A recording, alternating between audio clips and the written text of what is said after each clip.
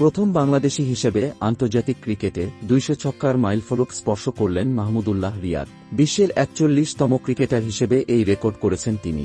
Saint কিটসের Warner পার্কে রোববার West ইন্ডিজের বিপক্ষে ৫০ রানের দারুণ এক ইনিংস খেলেন মাহমুদুল্লাহ। সেই ইনিংস খেলার সময় ৩টি করে ৪ ও ছক্কা হাঁকান তিনি।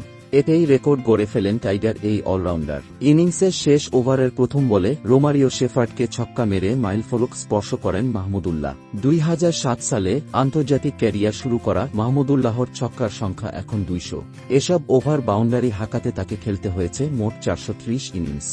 এর মধ্যে টেস্টে ২৪টি, ওয়ানডেতে ৯৯টি ও টি-২০তে ৭৭টি ছক্কা হাঁকান মাহমুদুল্লাহ। ৩ ফরম্যাটে বাংলাদেশিদের মধ্যে সবচেয়ে বেশি ছক্কা হাঁকানোর তালিকায় দ্বিতীয় স্থানে আছেন তামিম ইকবাল।